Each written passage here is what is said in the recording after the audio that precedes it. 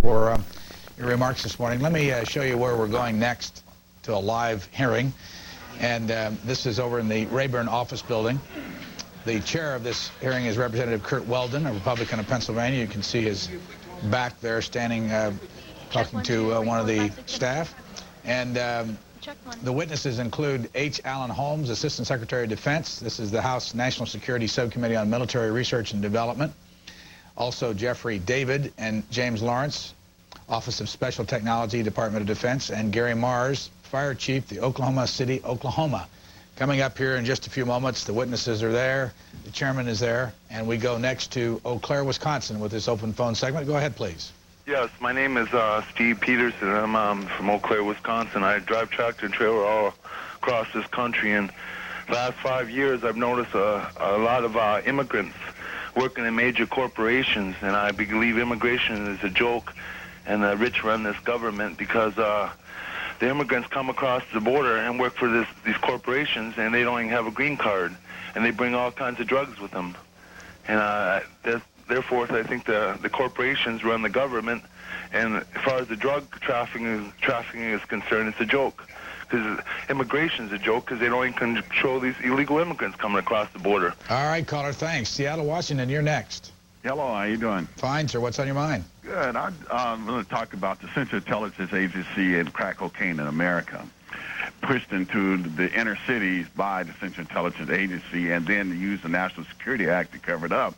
And also, whenever blacks raise the issue across the country, they put a blackout on the news media that not allow this issue to be discussed openly, and the news media take a back seat as if it's something that should occur. And I don't think that's appropriate in this country. All right, caller, thanks a lot for joining us this morning. It looks like the chairman is about ready to begin, so let's go to the hearing and wait for Chairman Curt Weldon of Pennsylvania, Republican, to gavel in this session today. Well, I have to keep this whole area open.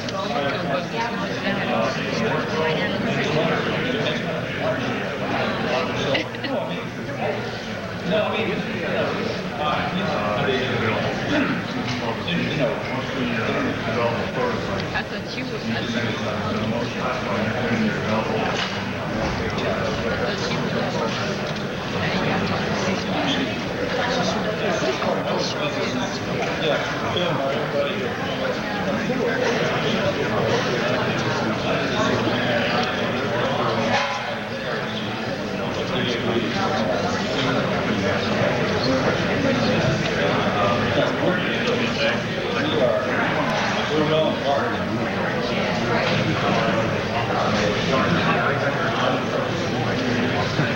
It's okay. We're going to just take one camera at a time.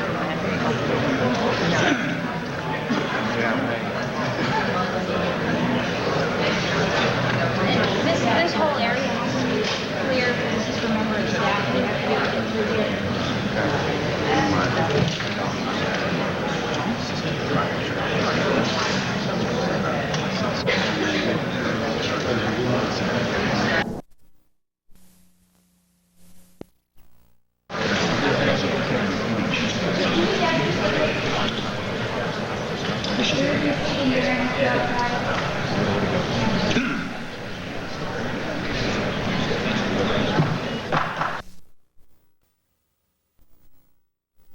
Development Subcommittee meets to receive testimony from the Department of Defense and the Department of State on the federal government's response to the threat of domestic terrorism involving weapons of mass destruction and the Counterterrorism Research and Development Program.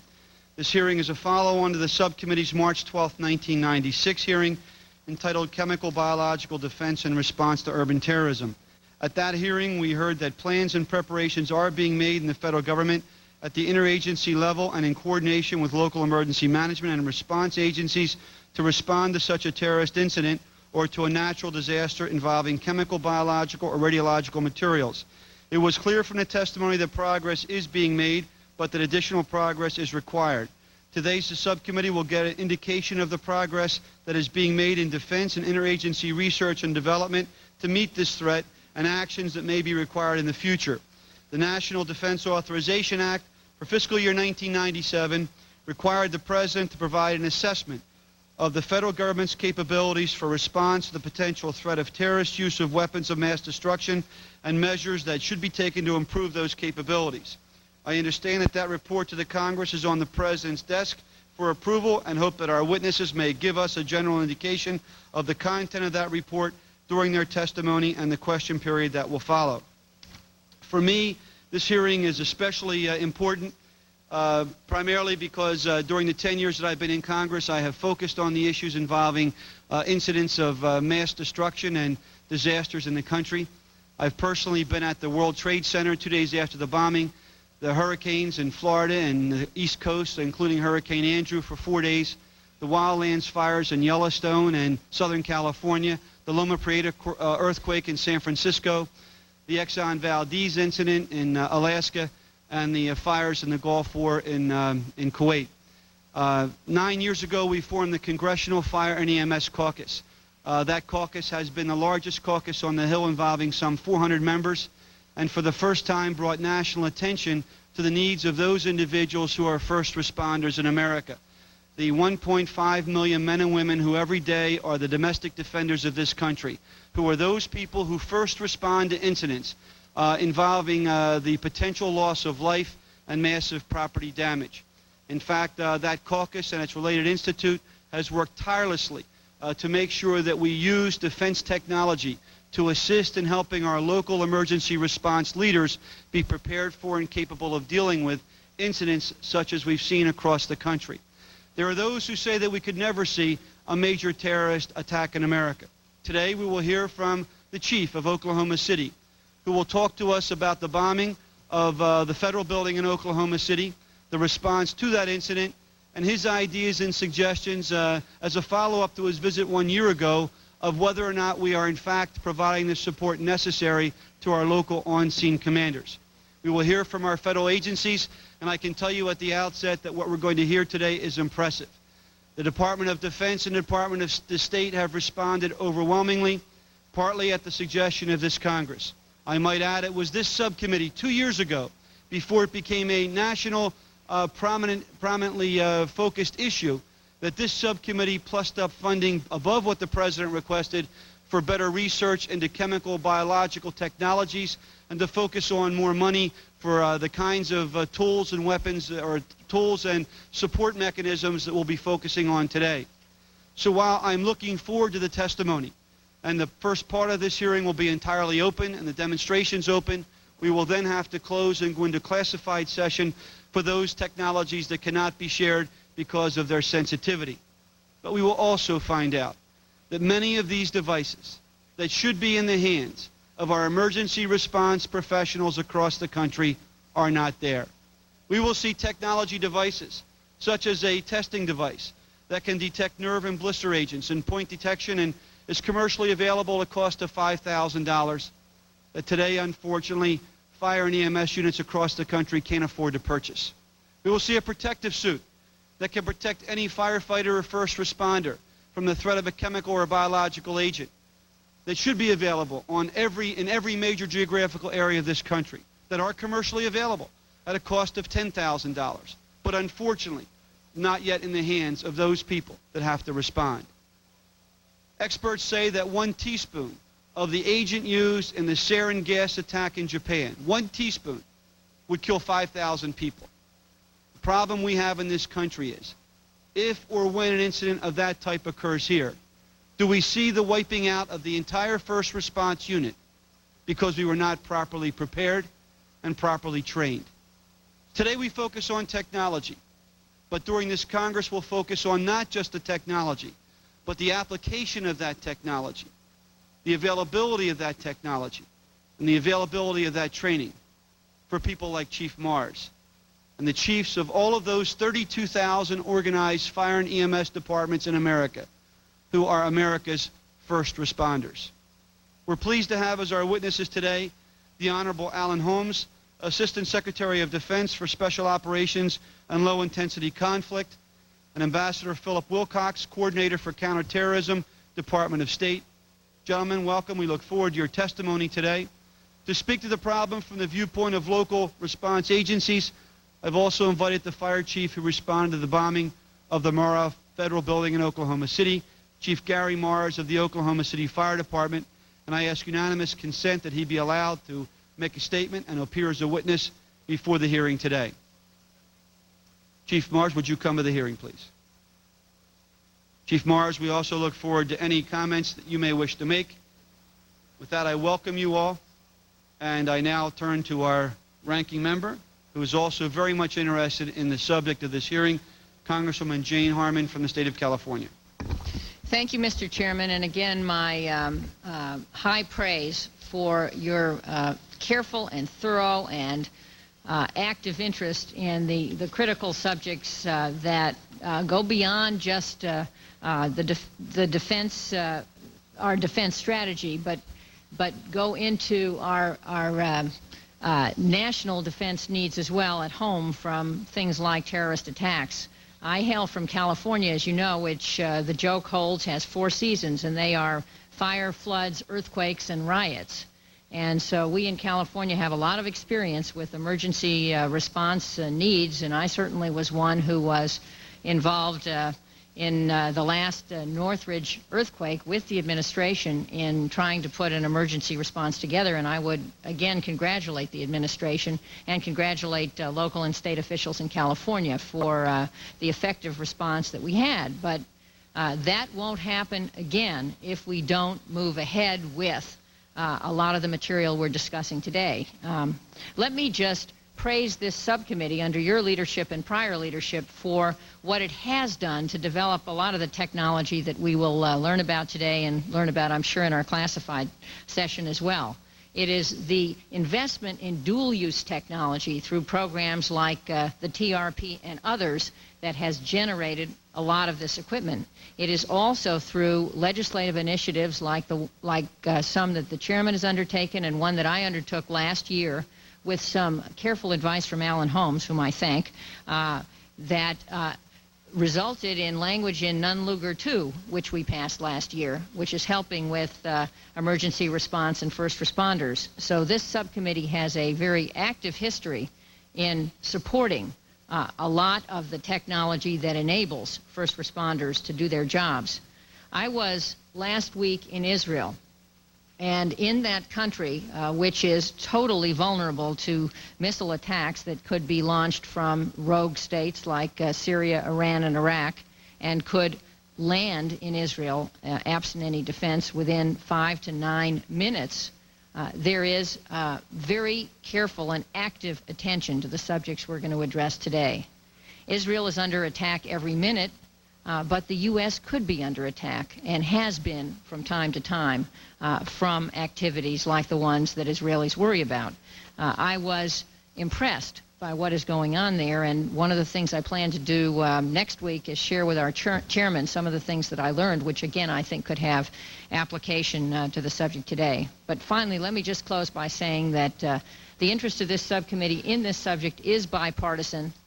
We care a great deal about making sure that our first responders, some of whom are sitting in this audience and many of whom may be watching this over C-SPAN, have the tools they need and know that the United States Congress stands behind them. Thank you, Mr. Chairman. Thank you, Ms. Harman, and thank you for your leadership on these issues. I also forgot to mention that in a meeting I had yesterday with the Commandant of the Marine Corps, the Commandant has agreed to provide the Marine Corps Chem Bio Task Force that's being created because of the money allocated in the last session of this Congress, $10 million, to a demonstration of that capability here in the nation's capital on April the 30th. April the 30th was chosen because that's the date of the 9th dinner where we honor the nation's fire and EMS community, and 2,000 leaders from around the country come to the Capitol to celebrate the preparedness that these professionals provide for us day in and day out. Last year, Vice President Gore and Senator Bob Dole were our keynote speakers, and the previous 2 years, President Clinton was our keynote speaker. This year, Speaker Gingrich will be one of our keynote speakers, and we will have that demonstration be available for members of Congress and the entire fire and EMS community nationwide, so that we can again make sure that the technology and the capability that we're developing is in fact in the hands of every on-scene commander who faces the threat of having a situation like this occur in their community, in their neighborhood, or in the area which they're asked to serve. Joining us today and joining Ambassador Wilcox and Ambassador Holmes, we will have the capable assistance of James Lawrence and Jeffrey David. Jeffrey David is from the Office of Special Technology, Program Manager for Technical Support, Working Group National Programs, Department of Defense. James Lawrence, the Office of Special Technology, Program Manager for Technical Support, Working Group, International Programs, Department of Defense. They will be assisting in the classified portion of this briefing, and we appreciate their attendance here as well. With that, we welcome you, and Ambassador Holmes, the floor is yours. Thank you, Mr. Chairman. Delighted to be here today and to brief you on the Department of Defense efforts to combat terrorism.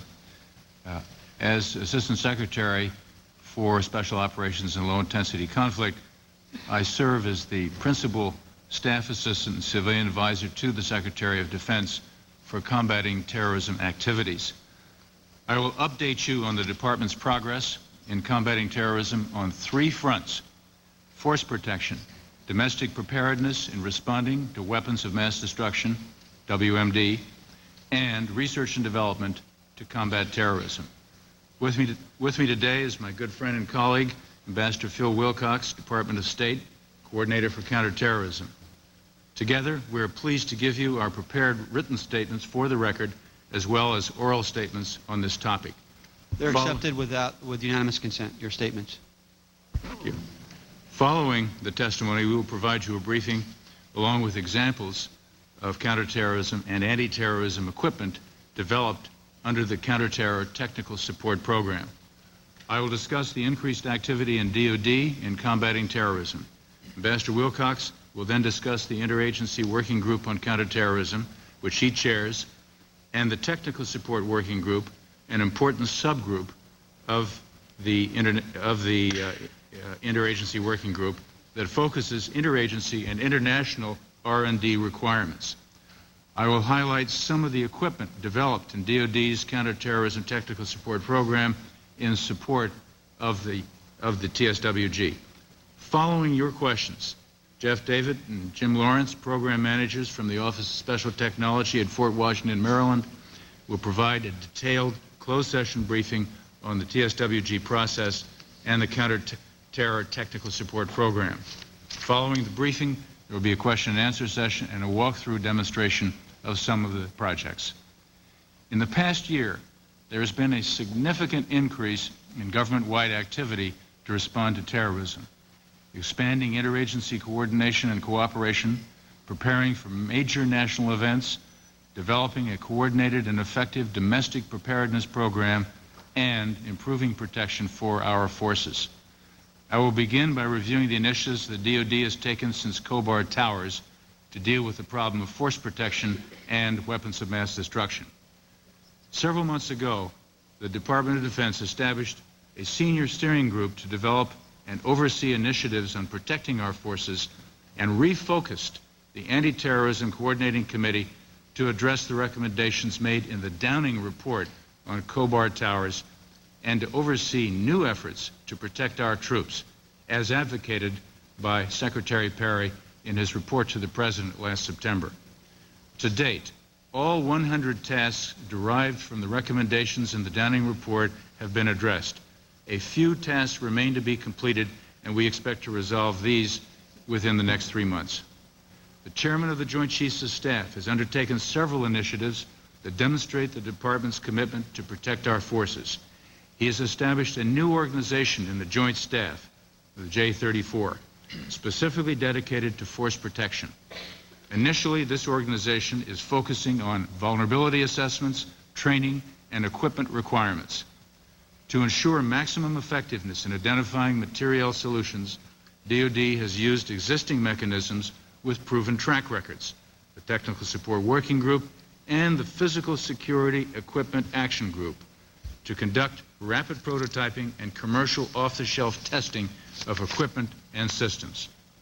The TSWG has been effective in providing prototype equipment to the interagency community for the past 10 years. The Physical Support Action Group has long been effective in making the latest technologies on physical security available to all of DoD. As part of the overall effort to combat terrorism and protect our forces, the Department has significantly increased the funding for TSWG and the PSAG projects. These programs will be an integral part of any technology initiatives that may result from the vulnerability assessments conducted for DoD forces and facilities. Also, the Department is planning an Advanced Concepts Technology Demonstration, or ACTD, that will provide SyncSent, a biological agent detection capability at 4 high-threat sites. The ACTD will also provide SyncPack, the same capability at 3 high-threat sites. Concerning response to WMD and domestic preparedness, the Nunn-Lugar-Domenici legislation directs the President to enhance the capabilities of the federal, state, and local governments to respond to terrorist incidents involving chemical, biological, or radiological weapons. In response, the Department has allocated funds totaling $67.9 million in fiscal year 97 for this purpose. This includes $10 million for the Marine Corps' Chemical and Biological Incident Response Force, the one that's going to do the demonstration for you at the end of April, to procure equipment to respond to the consequences of a release of chemical and biological agents. The Secretary of Health and Human Services has been allocated $6.6 million to establish metropolitan medical strike teams for medical services resulting from the use of weapons of mass destruction. Additionally, $6.2 million has been provided for R&D to counter weapons of mass destruction. Some of this money will be used to conduct an ACTD called 911 Bio, which will evaluate new technologies proposed for use by the Army's Tactical Escort Unit and the Marine Corps SeaBurf to respond effectively to terrorist use of biological weapons. $36 million has been allocated to support domestic emergency response preparedness initiatives that include developing first responder training programs and providing training to 26 metropolitan areas. Finally, the U.S. Customs Service has been allocated $9.1 million to acquire equipment to detect and interdict the movement of nuclear, chemical, and biological weapons or materials across U.S. borders. To demonstrate its commitment in future years, the Department of Defense is seeking $49.5 million in fiscal year 98 to continue our domestic response preparedness program, which will take several years. In addition to efforts to assist federal, state, and local first responders, the Department has established, in cooperation with the Department of Energy and the Director of Central Intelligence, a standing committee to address interagency and interdepartmental issues related to technologies and systems for countering proliferation of WMD, including terrorist activity. The committee brings senior-level attention to the various programs in our departments to help ensure effective application of resources among DoD, DOE, and the intelligence community. This process also promotes close cooperation among the participating agency on technology projects. Within DoD, we have increased funding to enhance our special operations capability to address terrorist use of WMD.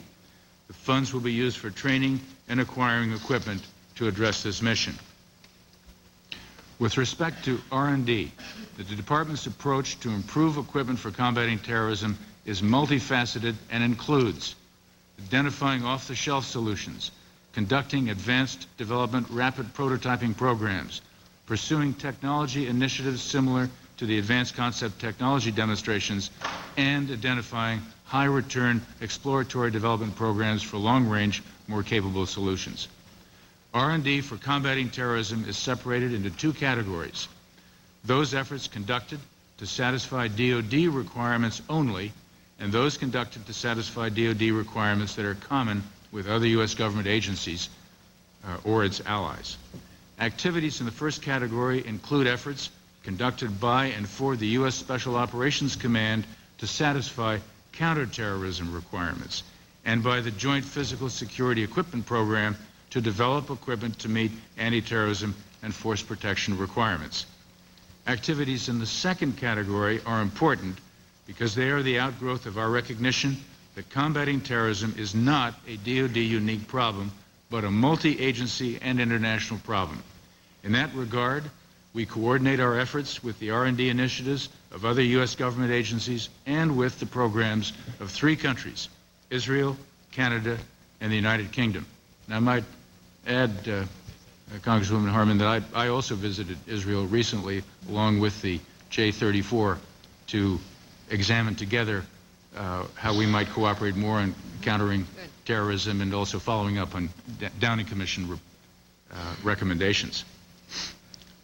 Both the interagency and international programs provide us with opportunities to combine our efforts, avoid duplication, and accelerate the operational use of equipment.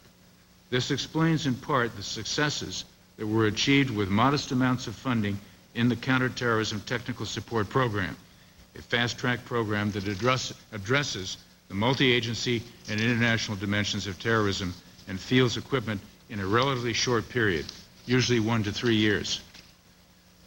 The DoD executes the CTSP, the Counterterrorism Support Program, to address the interagency and international requirements identified and prioritized by the TSWG, which is under the oversight of Ambassador Wilcox. At this point, I'd like to ask him to talk about the TSWG and its important role in combating terrorism.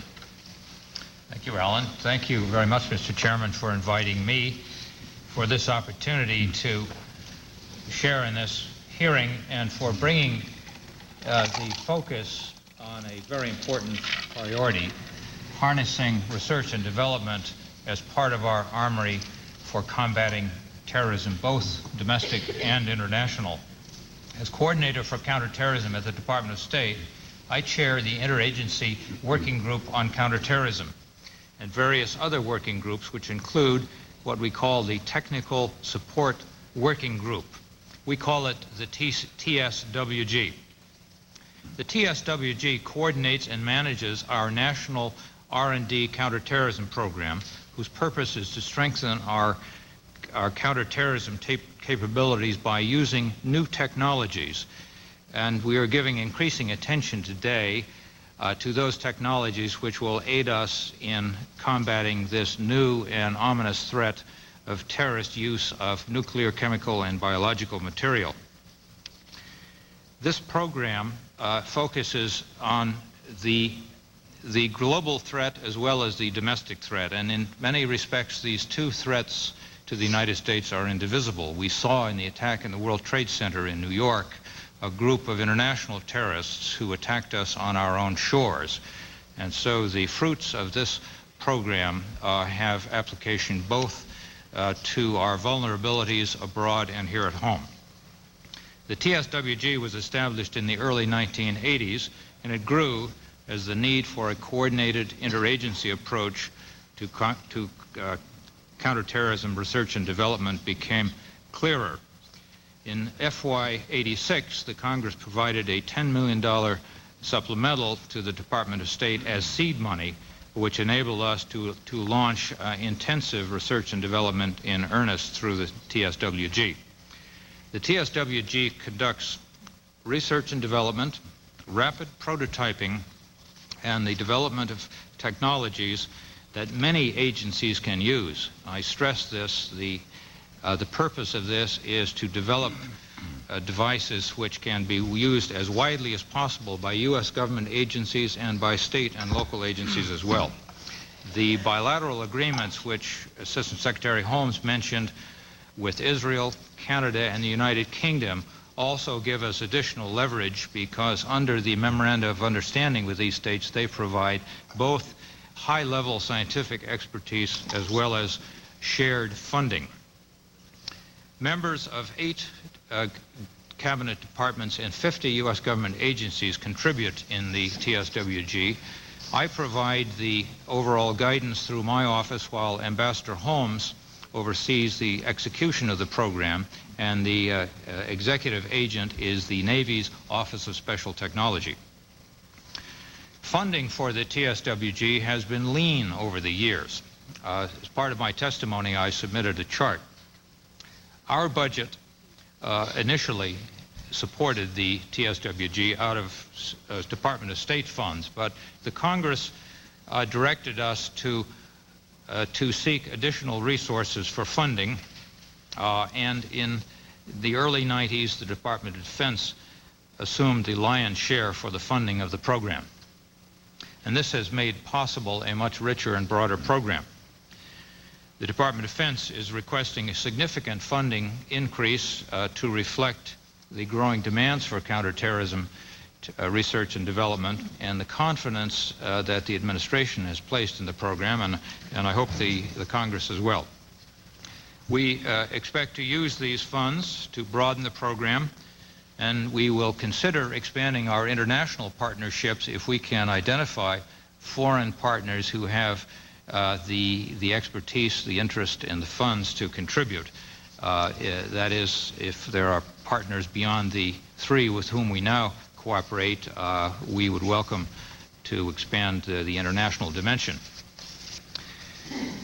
Because the program has a limited budget, we have set very tight priorities on how we use our resources to avoid duplication and to achieve a rapid success. I want to emphasize that the purpose of this program is not to fund abstract academic research in arcane technologies.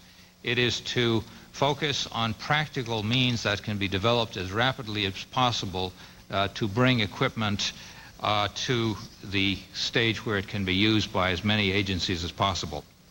First of all, we start with an intelligence community assessment of where the threats lie and what the technical capabilities of our adversaries are. We then analyze the requirements of all of the users at every level in the United States, and we look very carefully at many proposals which we receive annually and make a judgment about their feasibility.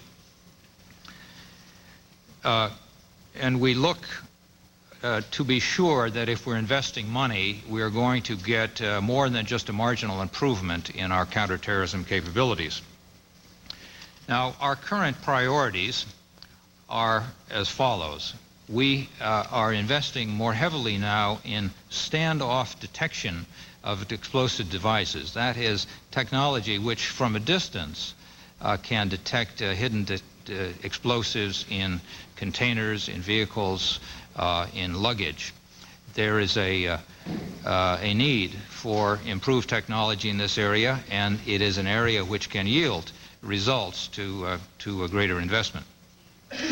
We need to find technology to counter large vehicle bombs.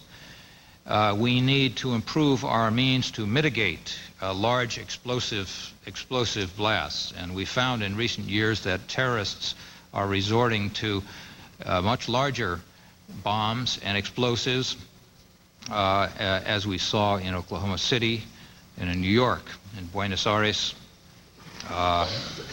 Even simple low technology explosives can produce dreadful results. We are also, as you know, giving increased attention to chemical and biological countermeasures. Although the incidence of such attacks has not been high, the grave damage that can be caused is something that is very much at the top of our agenda, and so we're giving much more attention to this. We are looking at advanced surveillance technologies to improve what we have now, and we are working on technologies to defeat the use of sensors by terrorists. We're also examining ways to improve the rigidity, the resistance of different kinds of physical infrastructures and other infrastructures to terrorist attack. In the area of responding to materials of mass destruction, we are devoting approximately 25% of our TSWG funds today in FY97. This is in response to the initiatives from the Congress and from the President as well. Countering terrorism in this area is a very high priority in the presidential Directive 39 addressing our counterterrorism policy. My colleagues are going to brief you on a wide variety of equipment that we have developed through the TSWG. And I think that, I hope you'll agree that we've achieved some very substantial results. This is a lean, efficient, practical program. It's been tightly managed with limited funds. It has, there's an enormous multiplier effect from bringing together 50 different government agencies. And I'd like to turn now to Assistant Secretary Holmes to brief you on some of the particular successes that we've achieved. Thank you again, Mr. Chairman, for the interest of your committee in the TSWG program. We welcome your continued support. Thank you. Just make a few concluding remarks. One thing I'd like to emphasize is that the Technical Support Working Group has been in operation since 1986. And since that date, we have included end users, including first responders, in the process. Several tools have been developed by this process that are in use by first responders today. Specifically, they've supported response efforts in the recent Atlanta bombings and the letter bombs mailed from overseas. And you'll actually see some gear over here that was used in response to those letter bombs in New York. I'd also like to mention that 14 items developed in the program were deployed to the Olympics in Atlanta, and several items have been deployed to protect the president. In addition, special nuclear materials detectors are in operation in key airports in the United States and overseas.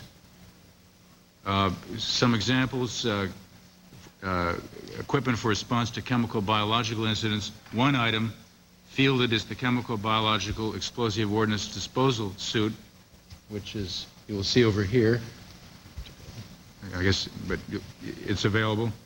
That suit was developed in cooperation with the Canadians.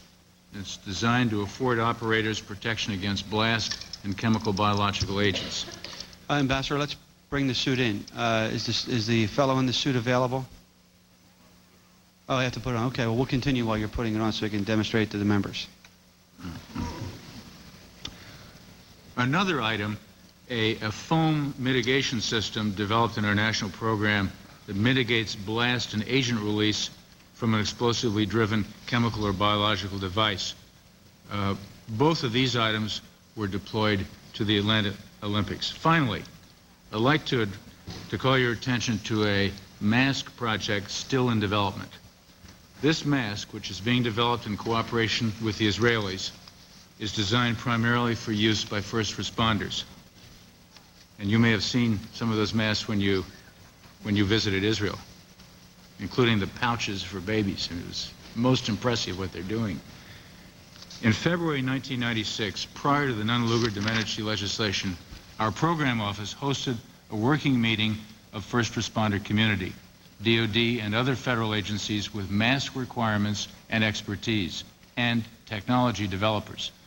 The purpose of the meeting was to define the specific requirements needed for a first responder mask. Those requirements were taken by the developers who designed an initial prototype that has been provided to numerous users for operational test and evaluation. Their feedback has been pulled together, collated by the developers, and will be incorporated in a final prototype scheduled for completion in January 1998. During the briefing, you'll receive additional details on some of these items and other equipment developed by the Technical Support Working Group. Mr. Chairman, this concludes our formal testimony, and with your permission, I have the honor to introduce Fire Chief Gary B. Mars from Oklahoma City. Thank you, Ambassador Holmes and Ambassador Wilcox. And Chief Mars, it's a real pleasure and honor to welcome you back to Washington. I guess the last time we met was over a video link. You were standing in front of the building, and we had 2,000 people in the Capitol Hilton as we honored you and your department for the bravery and the service you provided. And the national fire and EMS community recognized the leadership that you provided in handling what was an impossible situation. We'd like your candid comments and thoughts and suggestions and ideas, and then a chance to perhaps ask you some questions as well as our other two witnesses. Chief Morris, welcome.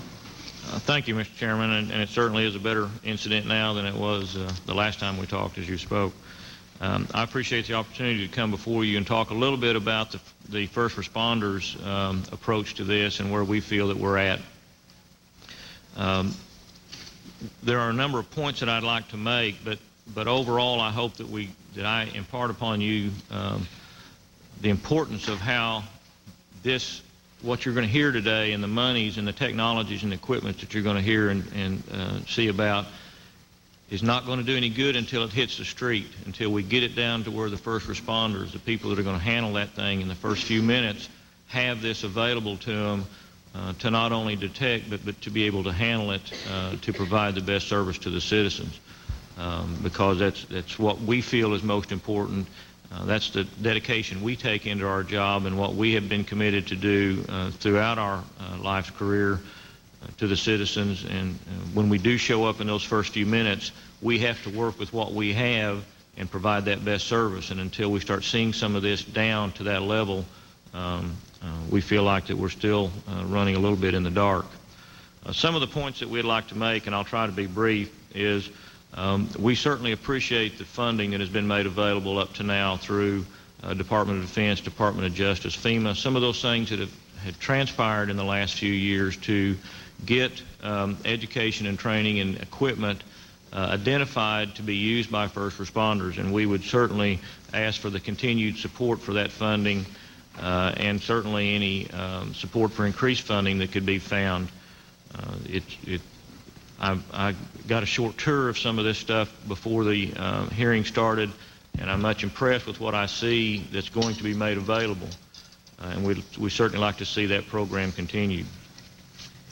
We would ask that there be a mandate that the federal agencies responding to terrorist incidents in our country be trained in and be mandated to use the incident command system that first responders use. We have certainly in the fire community have been using the incident command system.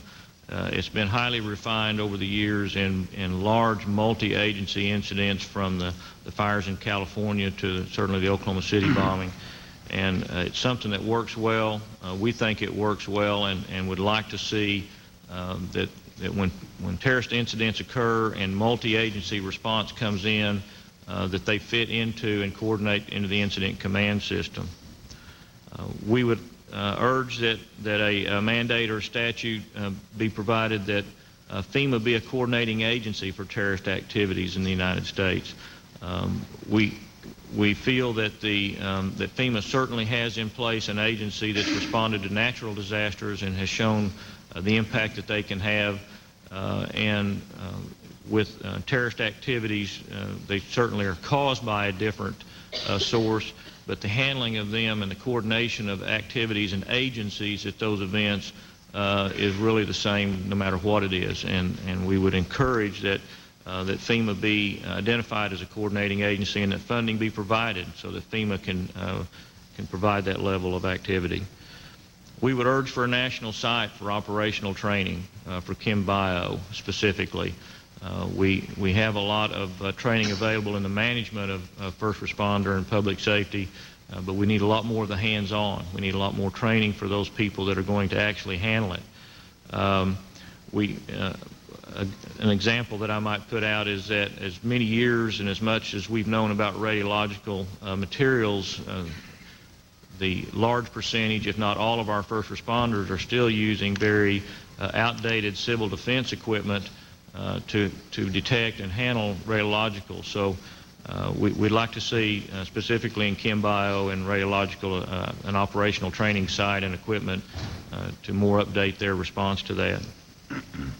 And lastly, we would ask that people understand the urgency that all of this is good, and we certainly applaud the efforts, but we needed it yesterday.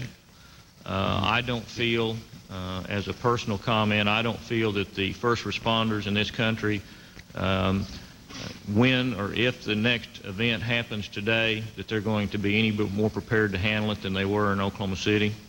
That hasn't hit the streets yet, and although I see a lot of movement, I see a lot of action and cooperation happening, I just don't feel that the preparedness and the ability for those first responders to not only be better prepared to protect their citizenry, but to protect themselves. Because if we wipe out our first responders in these events by being unprepared in their response in those first few minutes, then you've lost that first line for the citizens. And so I'd urge very strongly that we continue to push and monitor that this happen as soon as possible, and that those things start happening. Thank you, Chief, very much for your excellent statement and for your insights, which I think will help prod us to take some actions. And I know the spirit that you provide them to us is such that you respect the efforts that we've put forth to support DOD's effort at this technology. But I share 1,000% your feelings that unless we get this in the hands of those people who respond in the first few moments to an incident, we're not going to be providing the level of protection that we need. And I'm talking to the Commandant yesterday about the Marines response unit, which I understand is very impressive and which we'll see on April the 30th demonstrated here in the city. You know, they're located at Camp Lejeune. By the time the first responder gets on the scene and gets back through the chain of command to notify them and they get out there, you're talking about, and then it takes them at least 14 minutes from the moment they arrive on the scene to activate, you're talking about periods of perhaps as much as an hour or more. And during that time period is when, and I don't know whether you agree with me or not, but is the most vulnerability in terms of the first responders and the public at large who are in the area where the incident occurred. Is that, would you agree with that assessment? Oh, I certainly would. I came up in, as I mentioned earlier, in the summer of '95 and testified in front of Senator Nunn's committee about, was asked a question, what would happen in Oklahoma City had there been a chem bio or radiological material alongside that bomb? And my answer then is the same as would be answer to you now, is that it would wipe out basically the first response agencies. And I'm talking police, fire, EMS, and a large citizenry group that responded up there to help also. And it's just so imperative that we have some way, as much as possible, to identify what we're dealing with when we get on the scene. I've heard a lot of talk over the last couple of years about, well, we're going to find a way to network so that when you identify what you need, you'll have a way to find it and call for it, and it's going to come out of different places depending on what your need is. But the first part of that segment still isn't there, and that is, how do you identify what you need? It's okay to have a network ready for the fire chiefs or the first responders to identify where their resources are, but you have to know what resources you're going to ask for first, and that's so imperative to know, because if you wipe out that group, certainly you've already hurt the community with the incident itself, and then take the rest of or a large part of the first responder group out also, then you leave that community very vulnerable for a large period of time. Absolutely. Ambassador Holmes, you referenced the suit. Can you describe it or have one of your technical people tell us what it is so that we see the fruits of your investment, of our investment, and what we've got for it? So could you explain it to us? Yeah. Ask Jim Lawrence to. Jim? You want to take this? Yes, sir. The suit is a combination blast protective suit in conjunction with chemical and biological agent respiratory protection. Its intended use is for a EOD tech to be able to address an improvised explosive that contains chemical and biological agent. It is a joint design with the Government of Canada, and the suit was initially produced by a Canadian firm, and we were able to leverage upon that design and quickly field this combination capability, and it was deployed to Atlanta for the Olympics. Ambassador Holmes, I understand the cost of that suit is approximately $10,000. Is that correct? That's correct. Are there any, if you're aware of, are there any public entities in the country that have that separate from our defense establishment? I'm informed that it's only been available for a few months. So, but to your knowledge, our knowledge, and part of your effort is not to supply funds to give them to departments. Obviously, your mission is within DOD, correct? Well, that's correct. The way we see our mission to help the first responders is in providing training, which we are hard at work on with FEMA and FBI and Public Health Service. You might be interested to know that we will start our first pilot project on training first responders in Denver next month, and other cities will follow within probably 60 days after that. As far as the equipment is concerned, our intention is to point the local and state authorities towards state-of-the-art stuff on which there's been good, solid R&D, and then in accordance with the philosophy that this has got to be a federal, state, local partnership, then our feeling is that at that point it's incumbent on the state and local authorities to appropriate the funds to equip their first responder units, which I think already have a pretty good idea of what they need, but will have an even more focused idea as we go through the training syllabus that we will be providing them. I understand your point that the problem becomes one of cost, especially when the bulk of the emergency response people in this country are, in fact, volunteers. Would you yield on that point, though, yeah, Mr. Chairman? Just on the point of cost. I mean, we've seen this in the law and technology centers around the country, that if you create a market for something like that suit, not only might you get some interest in a lower cost manufacturing of it, but the economies of scale of manufacturing in quantity will reduce the cost and enable some of these first responders everywhere to purchase perhaps this, but certainly lower cost items at amounts that they can afford. I agree with the gentlelady, but still, if you're talking about a rural fire department that perhaps has an incident occur, it's very difficult when they raise their money through chicken dinners and tag days, as the chief well knows occurs all over this country, to buy this kind of sophistication. Similarly, we have a device here that I believe you all developed. If you could explain this to us, perhaps Mr. Lawrence or Mr. David, if you would explain what this device is.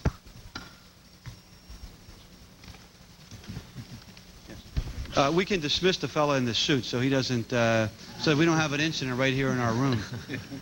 Thank you very much. Do we have a name so we can give him appropriate recognition? Thank you, First Sergeant. We appreciate that. Good job. Yes, sir. That is the Microsensor SAW MiniCAD Mark II. It is a chemical warfare agent detector that's capable of detecting both nerve and blister agents in very low quantities. That is one of the lowest cost detectors on the market right now, and it costs approximately $5,000. This is $5,000, and this detects nerve and blister agents? That's correct. Now, I also understand you have a biological detection device in the back of the room. Is that correct? It is a kit for non-specific detection of biological agents that is currently under development now. Under development. So Yes, there's sir. no price tag on that because it's not commercially available? We're expecting that all of the components of the kit will be approximately $20,000. $20,000. Again, the point is that I assume we have no civilian emergency response units that yet have that capability. There is only one in existence right now, and until it's fully validated and we have confidence in its abilities, we would not release it. Well, just for the record, before I begin yielding to the other members, this will be a major priority of this Congress, as far as I'm concerned, to continue to provide robust funding for the work of that the ambassadors have outlined here. And I want to ask you specifically, what areas, if you had additional money, would you put it into, and how much could you use? But beyond that, I'm working with a group of the emergency response leaders in this country to provide legislation that would free up some dollars. For instance, one of our factors, Chief, that I talked to you about is the Community Development Block Grant Program. That goes into every county and every city in America. Yet, except in the most distressed areas, you can't use it for fire, EMS, and disaster. In fact, in most cities in my district, it's used to cut curbs. And while that may be important, I think certainly a percentage of that should be able to be used to provide this kind of equipment. It's not new money. It's already going in. And it's money that could be freed up so that emergency responders could buy the kind of equipment that our military is developing. And our legislation that we'll introduce will do that. We're also going to propose a low-interest loan program so that it will enable local departments, as they can in Pennsylvania, to buy this kind of equipment at a reduced rate, as low as 2%, to encourage states to provide seed money as well. In our state, we've had no defaults on that to let these emergency responders buy this equipment. Chief, you mentioned training, and Ambassador Holmes, you mentioned the first regional training effort will occur in Denver. Chief, I'm going to ask you this question. Don't you think there's a need for a national training center focusing on chem bio incidents and also the whole issue of urban search and rescue? Oh, I think so, very definitely. We feel like that a key part of the equipment has to be the training to use it and the ability to have the people ready to respond in those first few minutes. So we would certainly encourage that, because I believe you mentioned earlier when we were talking, there's a good management type program in the fire service available now through the National Fire Academy. But the hands-on in chem bio is certainly something that's needed, and urban search and rescue also. And that'll also be a part of our legislation. In fact, as you know, there are several institutions around the country that currently are doing their own. Oklahoma has some efforts underway, and so does Texas A&M. And we need to build on those efforts by those institutions and perhaps designate one or more of them as national training centers for these initiatives, so that you can showcase the kinds of technologies in an organized way at these institutions that are already providing hands-on training in other areas of disaster preparedness and response. So that's another tie-in that we need to make. One final question before I move on to our colleagues. What amount of money would be necessary to, if you had the desire to, or if you had the ability to receive additional funds in this year's budget above and beyond that was requested, where would you put it? And perhaps how much more could you use? I'm sure you could say, well, we could use any amount you give us, but specifically, where would your priorities be? We want a program that's manageable. We just don't want to throw money at the problem, but if there were going to be money appropriated by Congress above and beyond what you're currently planning on receiving, where would your priority areas be? Ambassador Holmes. Yeah, well, Mr. Back over here. Actually, Mr. Chairman, the requirements that have been identified by each of the 7 technical support working group subgroups have been prioritized, and all the high priority projects will be funded by the increase. We're stepping up our budget for 98 and the next POM cycle, the 6 years, 5 years beyond that. For example, the budget will go to $31.5 million in 98. That's what we have requested. And the requirements include projects for standoff detection of explosives using non-intrusive optical technologies and countermeasures for weapons of mass destruction using decontamination agents and improved mitigation techniques. Also, we're using advanced modeling to identify the most effective blast mitigation techniques, innovative structural designs to reduce blast effects from large vehicle bombs. In addition, we're planning to execute projects to support infrastructure protection and consequence management. We think we can make a significant impact in these areas with the proper application of R&D.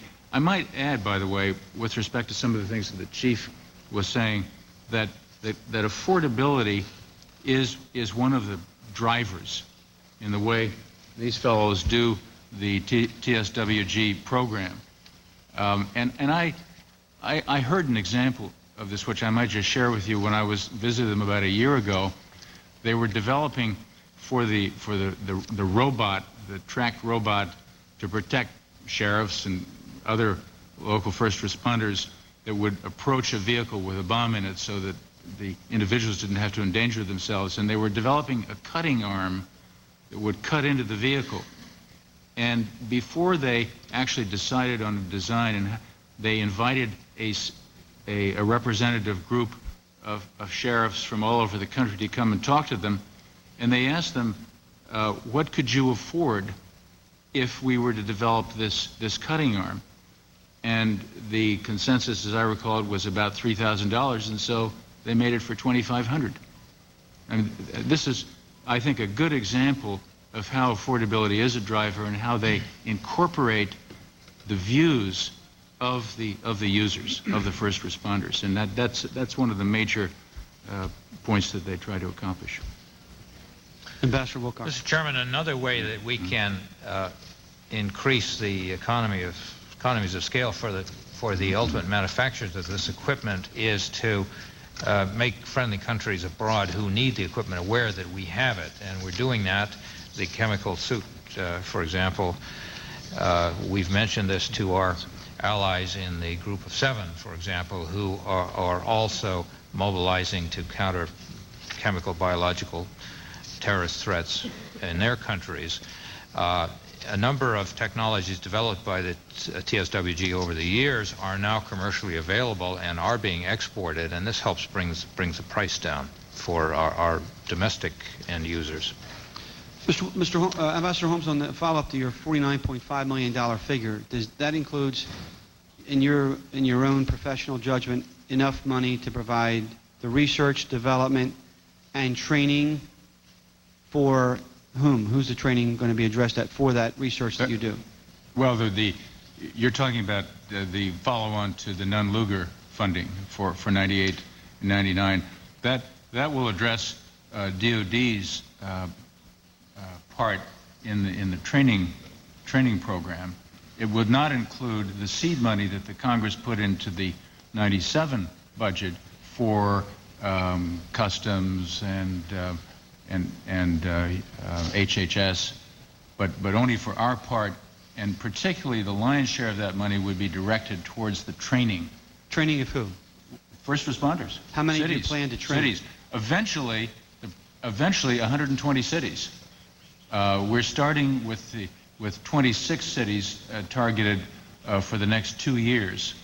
The largest cities, where obviously the greatest concentration of population and therefore the greatest targets for terrorists that might go after them. And so that money will. We have money in the POM for 98 and 99 to continue that process. We think the legislation anticipates a period of about 5 years to provide this training. Is there R&D money over and above the $49.5 million? Well, the R&D money for the Technical Support Working Group is separate. Okay. And there is money, and that money is increasing. In fact, over the 98 to 03 POM cycle, that will be increased by about $130 million. And we feel that will be sufficient given the way that we do business, which is very practical, fast prototyping, focused, targeted. In that way, we think that we can get the maximum benefit from. So that would provide training over 2 years for 120. Well, no, that's research and development. No, but the budget you have would provide training for 120 some cities over 2 years. Well, we haven't budgeted for the entire period yet, but we have. I can't remember the figures now, but I think it's something like for 98 and 99, it's 49 and 52 million. I can get you that information later for the record. I would like it to give us the amount. That's for the training for first responders, right? That's which right. will be an integrated process, coordinated, led by FEMA and with Public Health Service. We're trying to get the Metropolitan Strike Team training program.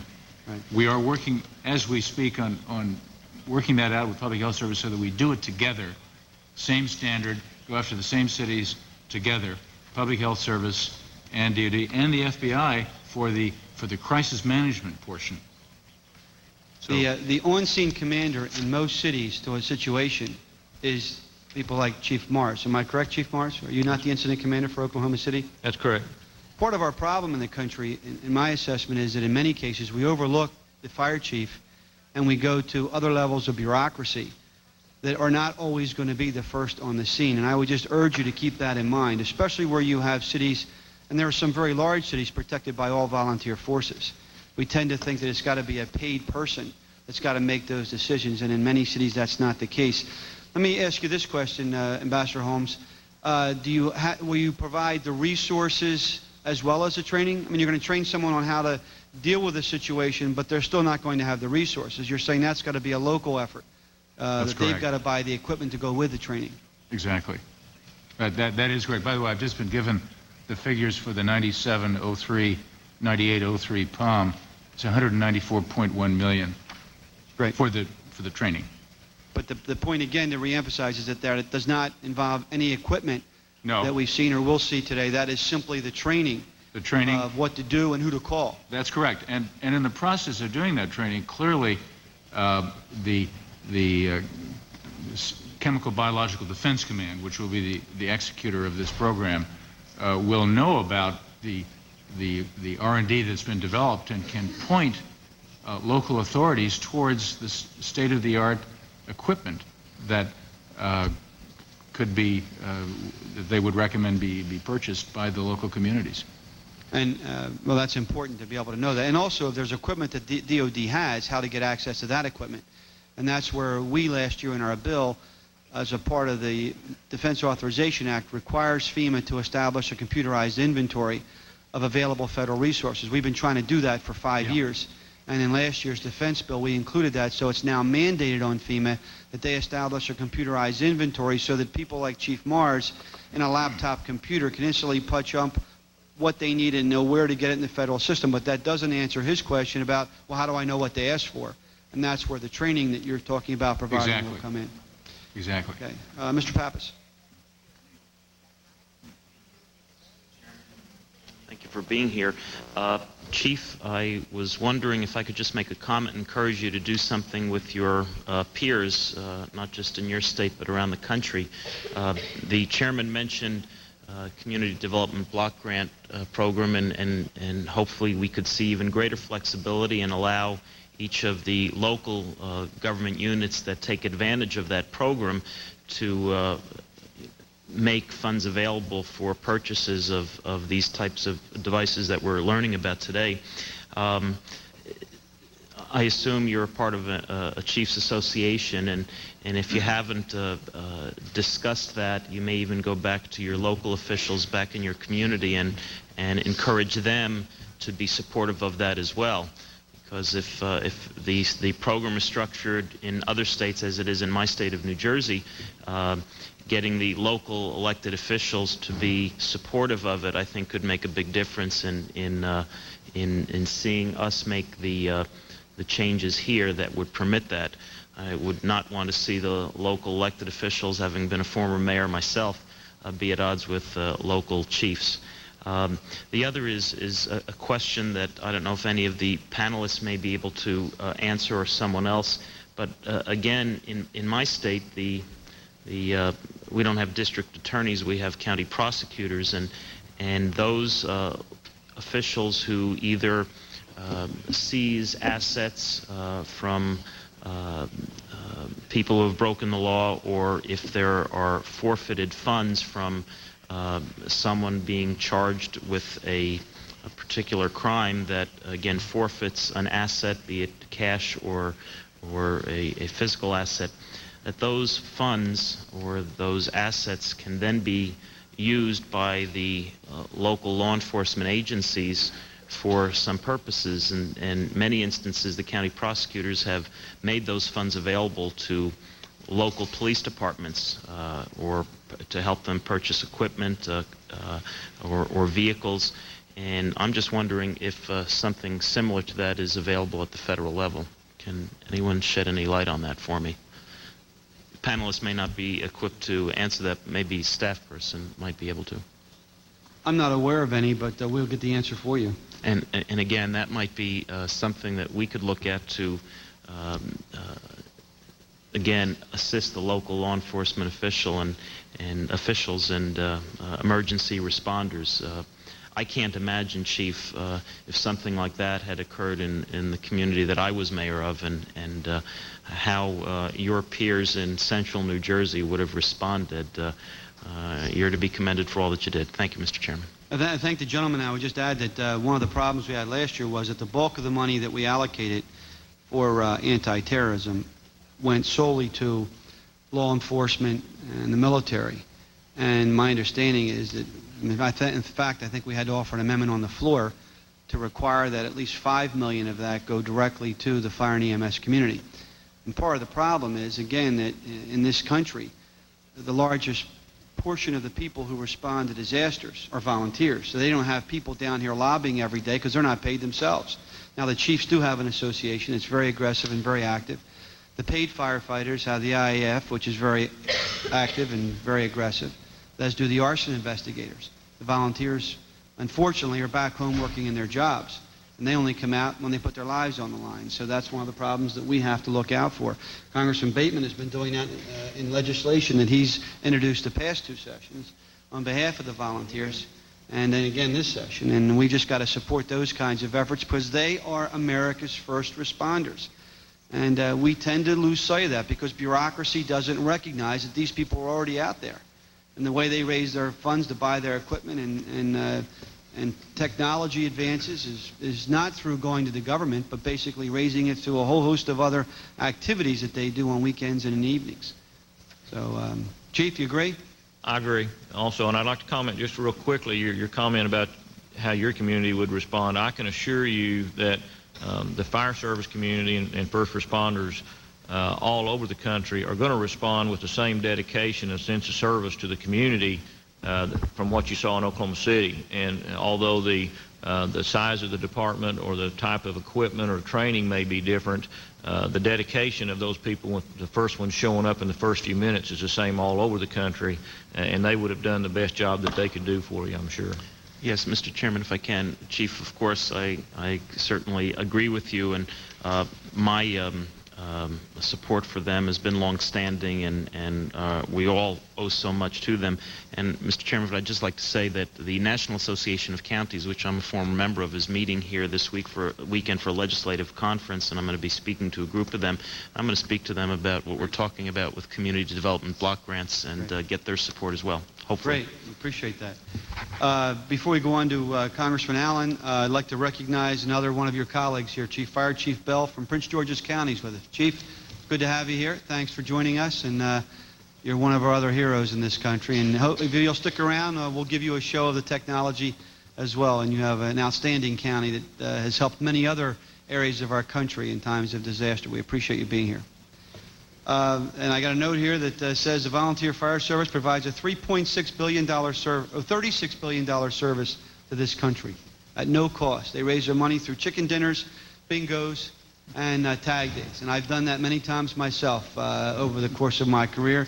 And so when we talk about buying a $10,000 suit or a $5,000 detector, we've got to help provide some support for them to continue that volunteer effort. With that, Congressman Allen. Thank you, Mr. Chairman, and thank you for calling this hearing today. I want to, as someone who spent 6 years in municipal government and was also a former mayor, I want to second what Chief Morris said about making sure that the first responders are well trained and well prepared. What I want to do today is ask how we get there, because I know I haven't been in Washington very long, but I realize it's always easy to sit here and say, well, the locals will pick up the cost of whatever it is we think they should do. And my first question is for either Ambassador Holmes or Chief Mars, is there some equipment, detection equipment or other equipment, that goes along with the first responder training? That is, when you first give the kind of first responder training that you're providing, is there some equipment that municipalities would almost necessarily have to pick up in order to take advantage of that training? Detection equipment or something else? I would say, as a general response, yes. What that equipment is at this juncture, I can't say. I ought to point out that in preparing the schedule of training for these cities, we have already had a number of focus groups, discussions with firefighters, police, medical personnel, dispatchers, in order to make the training more meaningful and more responsive to what is needed at that level. In addition, the Chemical Biological Defense Command is developing a computer-based questionnaire that'll be a Windows 95 diskette that will go out, and it will be a kind of a self-assessment tool for the communities. When we get through that, we're going to have a much more precise idea of what those communities think that they need based on the self-assessment and this training, so that we will be able to tailor the training and the obviously the equipment that the trainers will have to use for each community. That leads into my second question, which is what process do you propose for choosing communities? I mean, I suspect there's great uncertainty in this area. I think, Chief Mars, if we were to sit here and try to predict where a terrorist incident might occur, Oklahoma City would not have been high on the list. And I'm wondering how you propose to identify the cities that most need this first responder training. Well, if I'm not mistaken, the 26 or so that was earlier mentioned were identified by a population in those communities. And it's not necessarily, I believe that, if I'm not mistaken, the definition was broadened to not just a city. It could be a county or a fire district or some area that's being covered by an organization that by population. And when you expand from that number up to the 120 largest areas, then you cover probably 80% of the population, and it's just a growth of where you're doing the most good based on the population. Thank you very much. My last comment is just this. I am very concerned about the potential cost of providing local fire and emergency response people around the country with this equipment. And it wasn't so long ago when I was faced with a municipal budget, and I know how tight they are, and I know how so many of them are based on property taxes that people feel they've paid enough of. And I just, as a caution, I would say I would suspect we need some form of federal assistance with respect to the equipment as well, if we're going to make a serious national effort in this area. Thank you very much.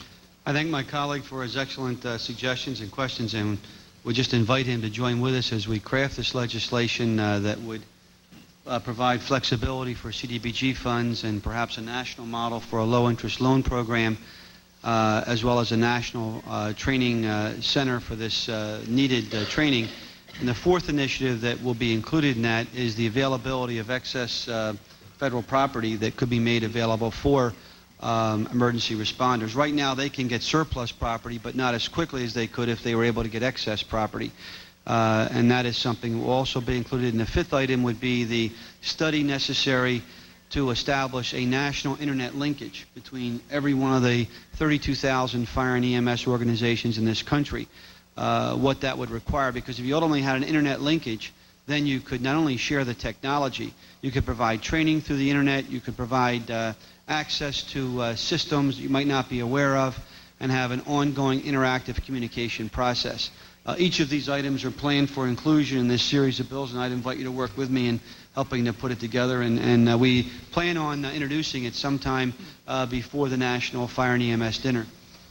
With that, we'll turn to Congressman Bartlett, Vice Chairman of our committee.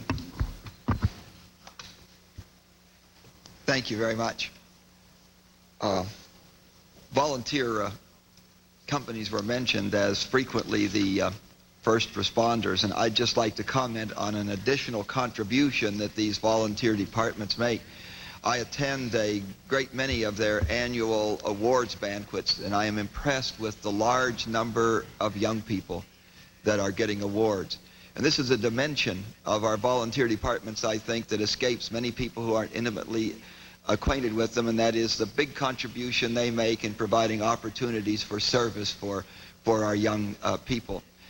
I wonder if, since representatives from a number of these departments go to the National Fire Academy for training, if this would not be an appropriate place for this specific kind of training. Well, as I mentioned earlier, the Fire Academy was my reference to a site that's currently providing an awful lot of training, and certainly at the management level and some of those others. But it may not be the site that you could do the operational hands-on at. If you're going to get into the true chem bio training, simply the area or the site itself may not be conducive to that. But if worst case, if there's nothing else, yes, we would encourage that the National Fire Academy be considered also. Thank you. One of the big problems in any new technology like this is getting it to the people who need it, both in terms of letting them know of its availability and then providing the funds for making it available. There is clearly a major education program that we need here. Ordinarily, one does not think of a small town in Iowa as needing to prepare itself for the potential of biological, chemical terrorism protection. I wonder how we bridge this big gap of getting the information out that this is a problem, and then getting training and getting the equipment out to these myriads of departments across the country. Focusing on the large population centers, of course, is the way to spend scarce resources. But I think that terrorists may not necessarily choose as their target of opportunity a large population center. They could choose any object across the country. Do you have any suggestions, any on the panel, as to how we both get the information that's out that this is something that we need to be concerned about, and then how we train them and how we equip them? Well, the National Fire Academy has used for years a concept called train the trainer, and it's proven itself to where you identify a group of people that you bring in and train, and they in turn are expected and tasked with going out and training other people and just spreading that out across the country. So I think that kind of a network, and I believe that is what's being discussed at the Fire Academy right now, is a train the trainer concept.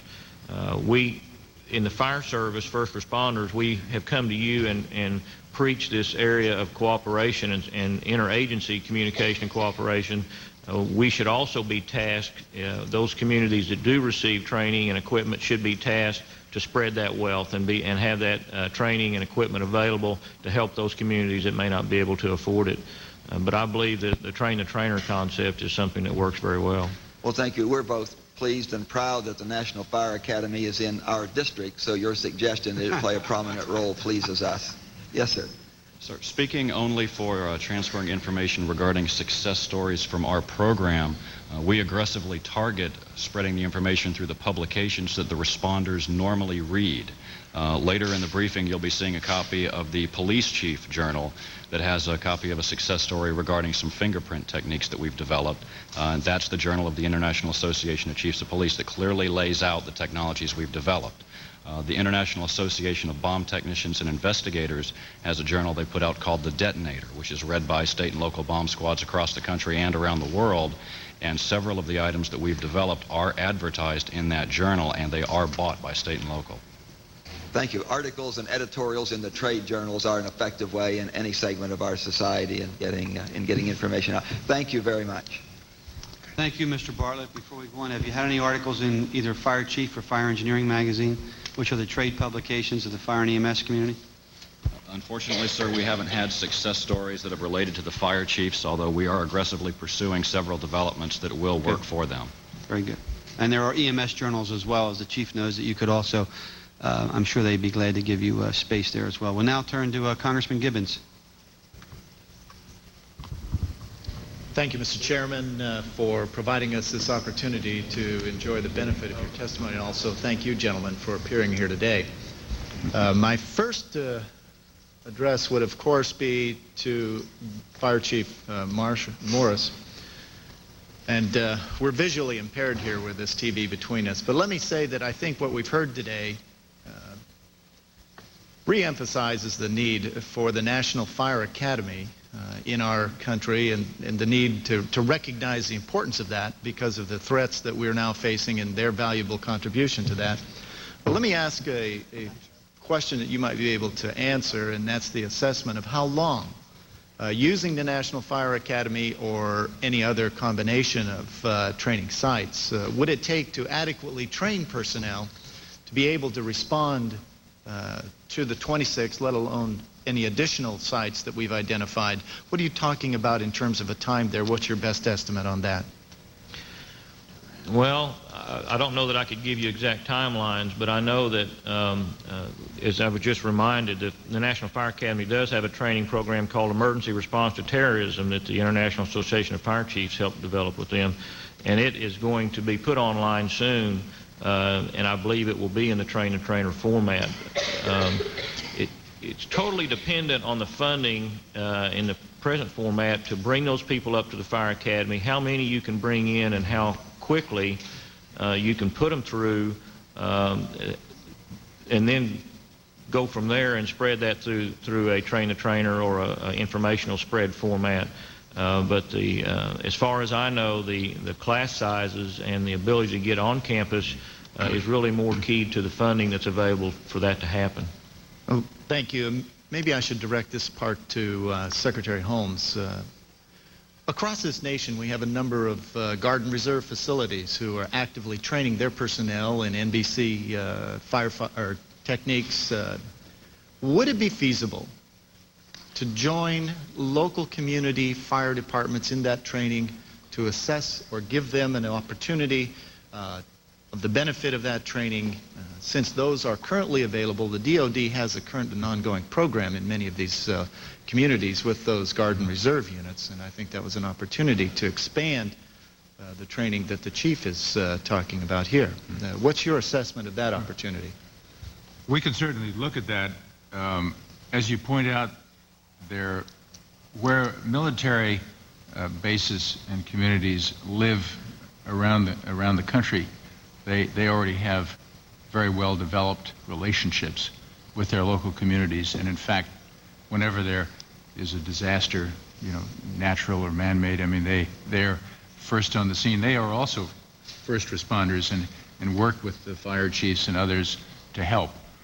I also might add that there are already cadres of civilians well trained, for example, in dealing with chemical agents in those communities surrounding the 8 depots where we have chemical weapons, which of course will be destroyed over the next 10 years, but that are in various places around the country, such as Anniston, Alabama, and other places. So in a lot of these communities, there are 500 or more people that have already been trained in this. So there are more assets out there available to help than most people realize.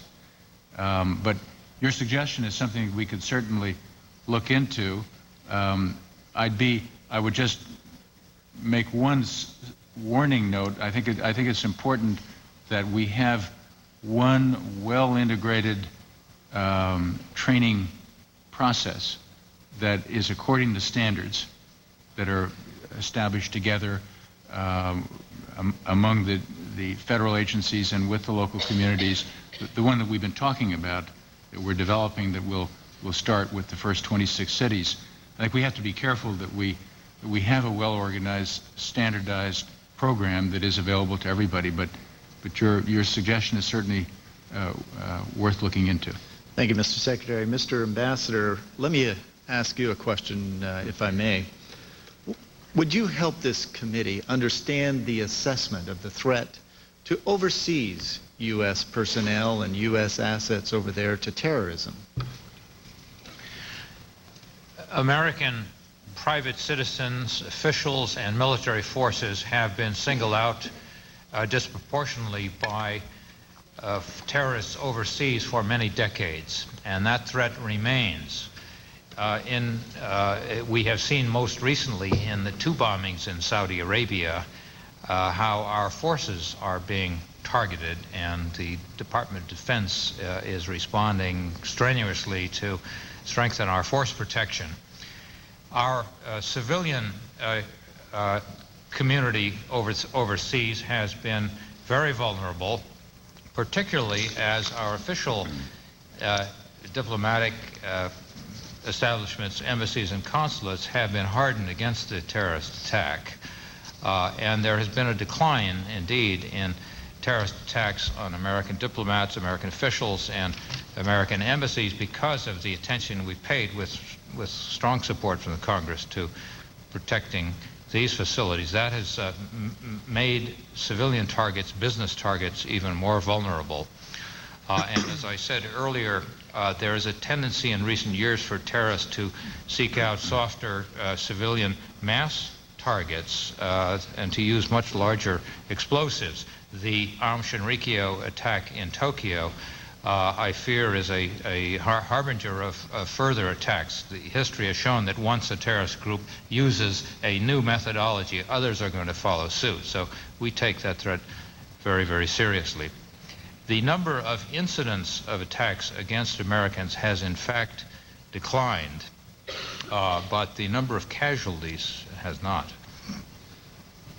Do we as Congress owe a duty to those overseas personnel that are exposed to this terrorism threat the same as some of these citizens are among our local communities? And if that's the case, how do we resolve that problem with access to those folks, those communities, with the resources and technology that we're developing here?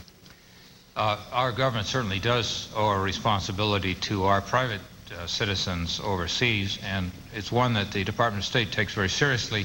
We address it in various ways. The Bureau of Diplomatic Security has a well-developed association with the business community called the Overseas Advisory Council, in which we by the hour provide electronically warning data, threat information, advice to the business community on potential terrorist threats. And we have at our diplomatic establishments abroad a network for warning American citizens of all kinds of heightened threats.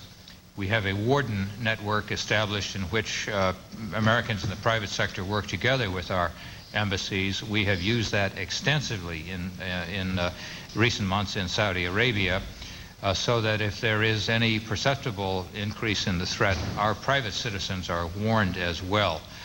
We have terrorist advisory and security advisory warnings in almost every country of the world where there is a significant security threat for American citizens. These are available through the internet, and they are made available from our embassies and consulates overseas. Thank you, Mr. Ambassador. And you've raised an issue which I may, Mr. Chairman, address back to the Secretary. One question.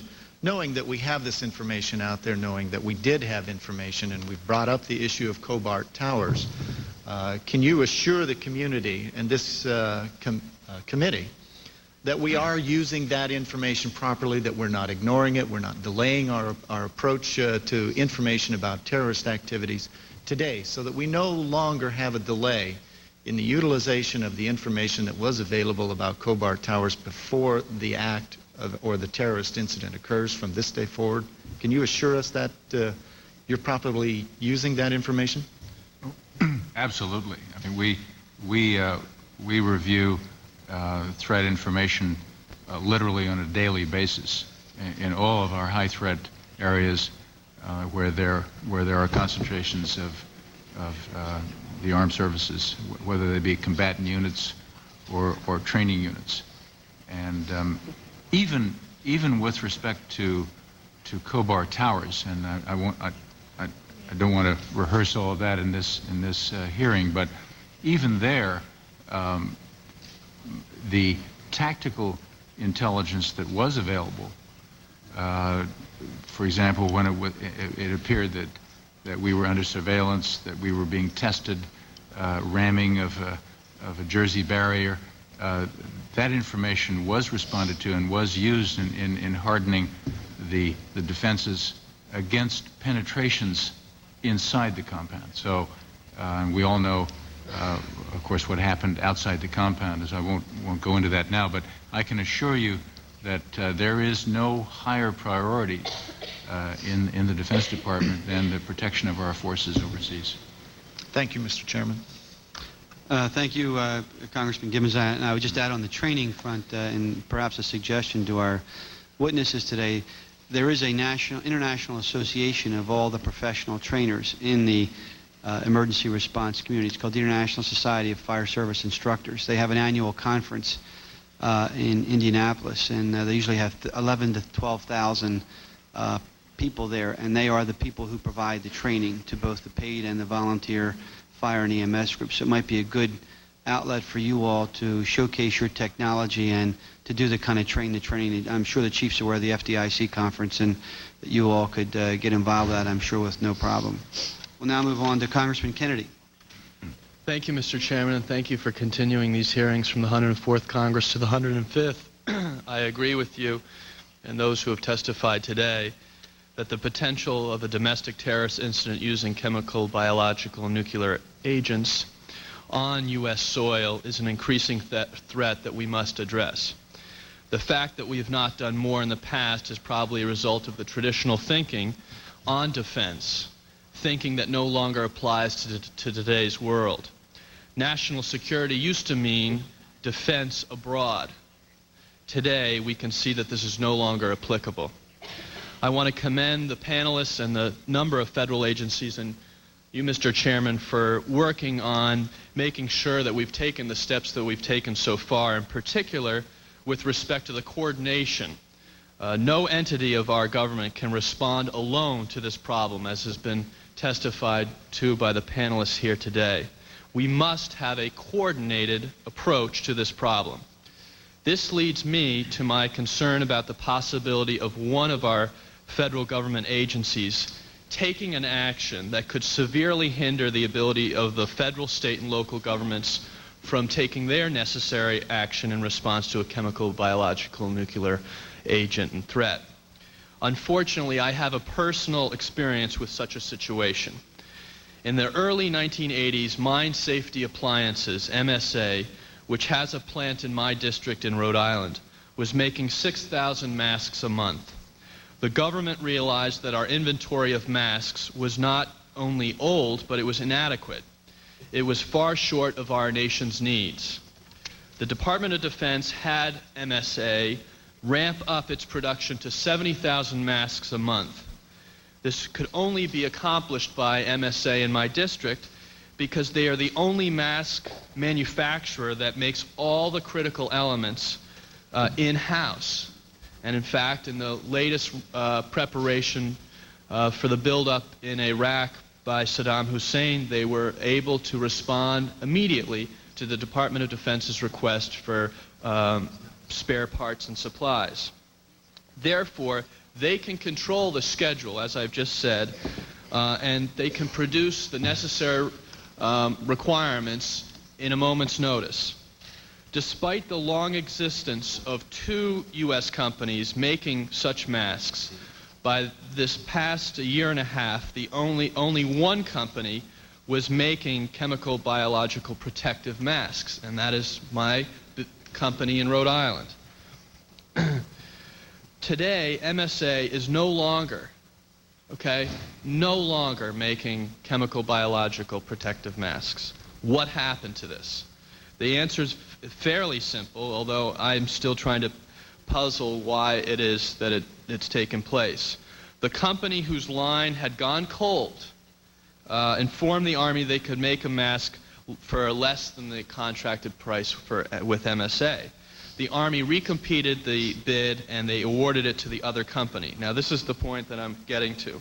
All indicators would be that they could not produce the mask for less than MSA because of the value engineering changes that the MSA can do in-house. But that aside, today we do not have a production capability that would allow us to produce a single chemical, biological protective mask today.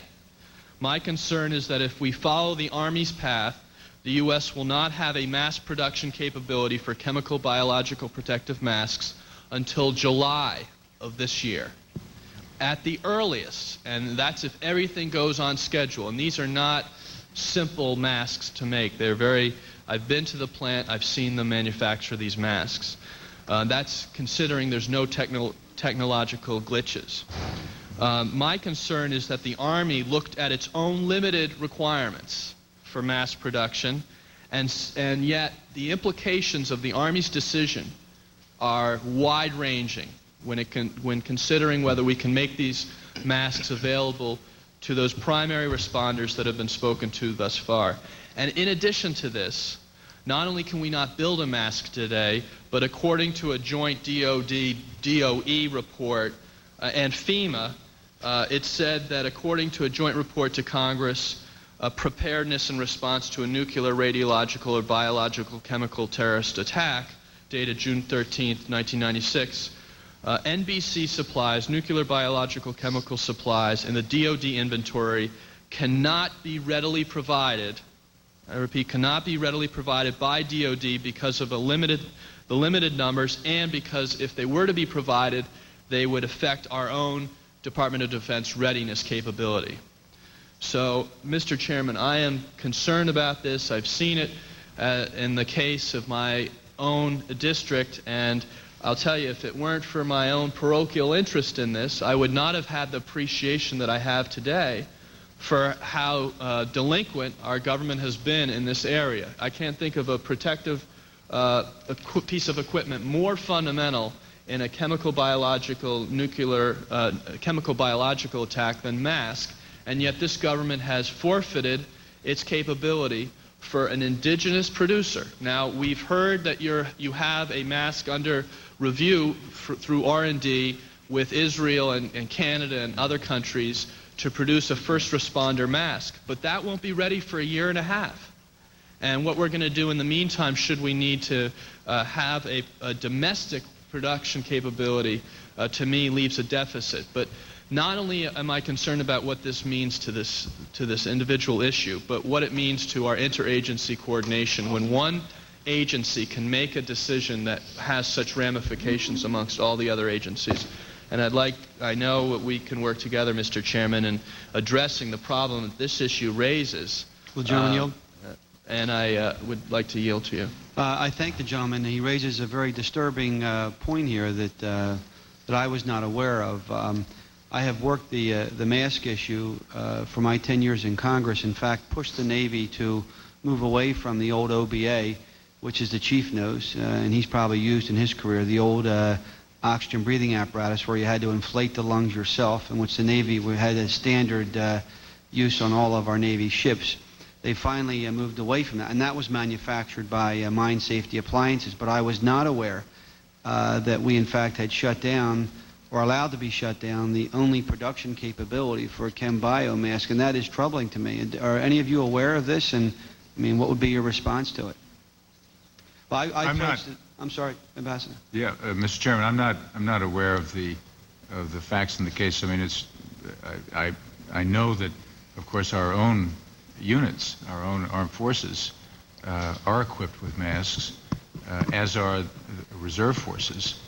But as to the potential for a surge production, I really can't respond to that. I'd be happy to ask the Army to give you a response to that question. Thank you, Ambassador. And I pledge to the gentleman that I will work with him and ask the committee staff to ask the Army to report to us the status of why the line was shut down, whether there is any current capability or not now, and if not, why not, because the gentleman raises an issue that's of national importance. Thank you, Mr. Chairman. I just want to add, the DOD report does raise some really important questions, the reason why we're having this hearing, and that is, while we have an inventory, which the chairman spoke to, of being able to inventory what we need for responders, we don't have, the DOD can't sacrifice its own readiness by providing equipment that our first responders may need. So while we're talking about this, a number of questions have been asked in this area. We need to figure out a way to leverage what DOD has, or the capability that they have, or the production's capability they have, for domestic production. I mean, we don't expect DOD to provide the masks for all the cities, towns, and states, but by the same token, we should expect DOD to leverage what their capabilities are for the benefit of those first responders. Will the gentleman yield? Absolutely. Again here, as I indicated in a question to the chairman earlier, there's the opportunity for the private sector, which makes a lot of this equipment, to identify a new market, which is this market, and then produce this equipment at a much lower cost than it's currently available, both because of technological advances or manufacturing changes, but also because of the economy of scale of manufacturing more of it. And it's a win-win situation. We take our aerospace firms, which are downsizing because, sadly, our procurement budget is also being reduced, but we find some new markets for their technology. And I think if we're adroit in this, and I commend the chairman again for an excellent, excellent hearing, we can publicize what's going on here and get first responders tuned in, and then generate not just the market, but, my goodness, the appropriate, as you point out, material to respond to this potential crisis in unpreparedness for terrorist attacks. Thank you for yielding. Thank you. I think your point of some defense conversion dollars to keep the production capability alive while the first responders are being, masks are being developed would be a good thing. I look forward to working with my colleagues on doing that. Thank you. Thank you, Congressman Kennedy. Congressman Turner. Thank you, Mr. Chairman. I too appreciate the chair continuing these hearings on domestic terrorism, which without question is the most difficult, perhaps most unsettling and frustrating national security threat that we face in this country. I'd like to direct a question to Secretary Holmes or to Ambassador Wilcox, whichever would choose to respond, or both. It's obvious to us that over the recent years, our nation's largest corporations have felt the impact of increased terrorist threats, threats of attacked kidnappings of their corporate officials, threats to the plant and equipment investments of those corporations both here in this country and abroad. And noting that we have done a very credible job of forming a working group to put federal agencies together to address domestic terrorism, I'd like to hear your comments regarding what efforts we have made to work with corporate America to determine and assess the amount of investment that major corporations have made in combating terrorism, and to seek ways that we can work from the federal government in cooperation with the private sector to pool funds for research and development, or to pool our efforts to combat terrorism generally.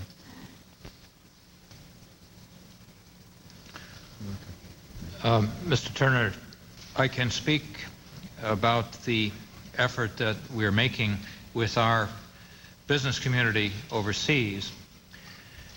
2 days ago, I addressed the annual convention of the American Society of Industrial Security, which is a large, very well-developed organization of professionals who are devoted to security for our private sector here and abroad. We have had an intimate association with this group through our Bureau of Diplomatic Security to work with them on security operations overseas. And while the FBI isn't represented here, I know the FBI has a similar contacts, liaison relationships with the private sector here in the United States. We have a well-developed network for providing information in a systematic way through the Overseas Security Advisory Council. And we have day-to-day consultations between our regional security officers at embassies abroad and American companies and businesses and NGOs abroad. In the area of the marketization of the technologies which the U.S. government has funded through the TSWG program and the various other programs, this has been successful, and a good deal of the state-of-the-art counterterrorism technologies, for example, in the area of explosives detection that are being used overseas by foreign governments, to some extent by foreign companies, are manufactured by American companies. As I said, we're making an effort to spread the information about this technology so it can be widely used, and our companies can produce in greater volume and bring the price down. Perhaps Assistant Secretary Holmes could comment on the DoD private sector contacts in this area. We have similar contacts where various members of our group are invited periodically to meet with, to address these associations. I don't say that we can't do more of that and do it better, but we are very definitely in contact with each other. And I, for example, frequently speak before organizations like the American Defense Preparedness Association and the Association of the U.S. Army, and inevitably at those annual meetings, industry is well represented there for advertising a range of capability for the Defense Department, some of them directly applicable to countering the threats of terrorism. So we are in touch very directly with these communities. They know how to reach us. They're not shy about it. But I think your suggestion is a good one. I think the more we can work with our counterparts who have similar interests in the private sector across this country, and indeed with, as Phil was saying, the companies that are represented abroad, the better chance we have of prevailing in the struggle against terrorism, because it is a federal, state, local fight that has to include both the public and the private sector.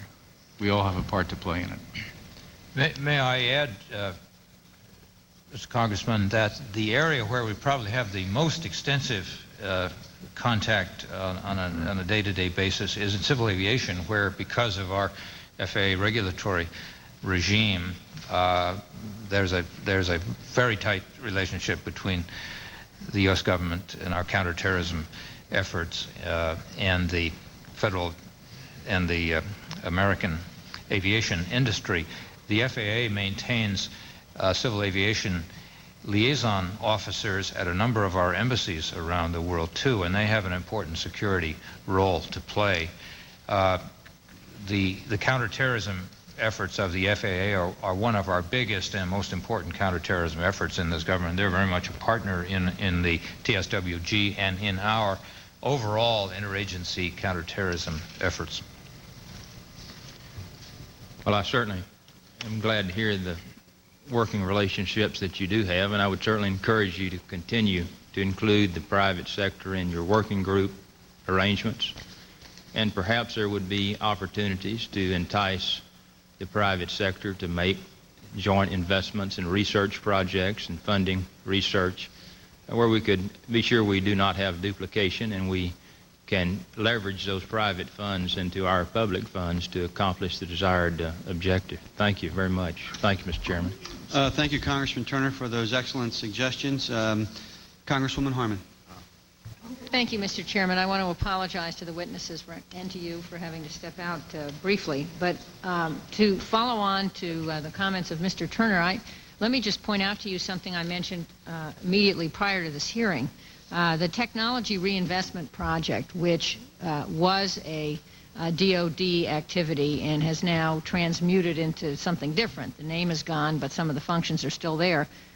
Used to fund some private efforts to leverage defense technology for uses such as these. An example is that the first TRP grant went to a firm in my district called High Shear Technologies, which was in the space hardware business, which figured out a way to use space defense technology to power a miniaturized Jaws of Life device. Those were these monster things that cut people out of squashed cars or crushed buildings. And the advantage of this miniature version was it only weighed 20 pounds and it could go anywhere. And some of the firefighters in my district were very proud to fly to Oklahoma when the building collapsed to help in the rescue effort. So there's an example of a private firm developing technology which has this precise public use. The federal investment in that project was $750,000. That was the matching grant to develop the technology. Once the firm had the new product, it began to manufacture it privately. It expanded its workforce by numbers of people and went into an entirely new line of business, which it called appropriately Life Shear. High Shear became Life Shear, and it is still manufacturing this device. So that's just one little example of how you can leverage federal dollars into new private sector market-driven activity where everybody wins. Clearly, there is a public safety purpose. There are, there is revenues for private firms, and there are new tools for law enforcement and for firefighters. So you can obviously see how enthusiastic I am about this. But my question is this. Mr. Chairman, as you know, there are some doubters on this subcommittee and on our full committee about the appropriateness and the use of these dual-use technology efforts. I think if there has ever been a hearing that demonstrates why this matters, this is it. And my question to these witnesses is, do you have adequate legal tools now in terms of what we've done in the law? I know you need money, but do you have the framework to do this and even do it better? Or do you need something, some more support of a legal nature from those of us on this committee? Thank you. I would say that we do have what we need to get the job done in terms of legal authority as well as funding. I mean, our biggest, in the federal government, our biggest challenge is to further integrate the very large agencies and departments of our government into a well-focused program. And we're hard at work on that and making literally progress day by day in putting that together. So I think that doesn't mean we won't come back to you 3 or 4 years from now and say, based on the experience that we've had so far, we need this, that, and the other thing. But today, I think in terms of the authorities that we have what we need. Thank you. Thank you, Mr. Chairman. I thank the gentlelady, and I thank all of my colleagues for sitting through this session. And the more excitement is yet to come, because we're going to have the show and tell of some classified systems following this. You're going to be able to, I guess, see and get a first-hand knowledge of some of the real tools that we have available. And let me just add that this subcommittee also last year in April, following on to Congresswoman Harman's comments, arranged with the cooperation of the Congressional Fire and Emergency Services Institute, which interacts with the 60-some national associations involving every group in the country that responds to disasters, a 2-hour conference in Washington where we brought the R&D heads from each of the services in to solicit ideas for technologies that could help people like Chief Mars that perhaps the military is already working on. Because that's the real problem. I remember being out walking the freeways in Oakland and San Francisco after Loma Prieta with the fire chiefs of San Francisco and Oakland together, and the incident command officer for California. And they were looking for people who were trapped in between the freeways. And they were using dogs to try to sniff for people that may be alive. And I said to the chiefs, why don't you use the thermal imagers? He said, thermal imagers? What are they?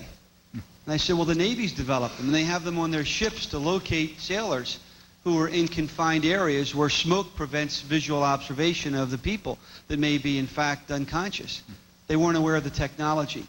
That's an example of what we have to do. We have to make this technology that you're providing in a very capable way, and I applaud you for that, available to everyone like Chief Mars around the country.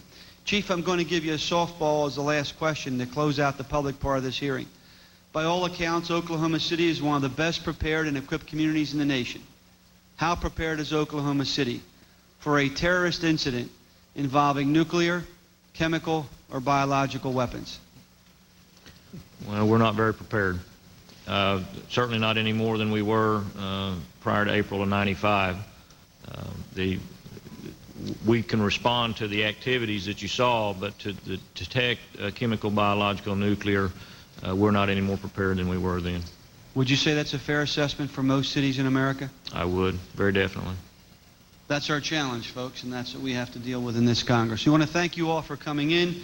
Gentlemen, we thank you for your testimony. It was outstanding. This hearing of the R&D subcommittee is now adjourned. I'd like to invite the members and witnesses to join me in the ante room briefly while they basically clear the room, and we will have an informal meeting for a classified briefing and walkthrough from the Technical Support Working Group. Thank you all.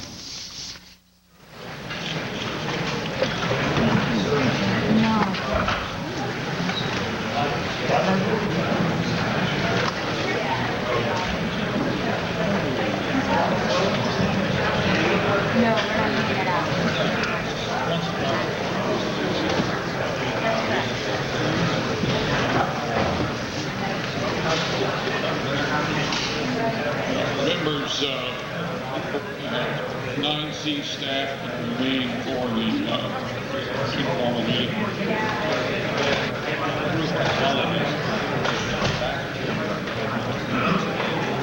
As you may have heard, the subcommittee is now going into a special session to discuss classified national security matters, which means the rest of the hearing is closed to the media.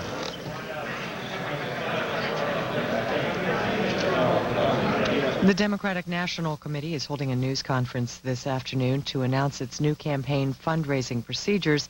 DNC Chairman Roy Romer will outline the party's new rules. That's at 1:30 this afternoon. Live coverage here on C-SPAN. What impact does the Supreme Court have on American life? On America and the Courts, a few historical examples from Washington Post Supreme Court reporter Joan Biskupic. At the top of our American Perspectives lineup, former Republican Vice Presidential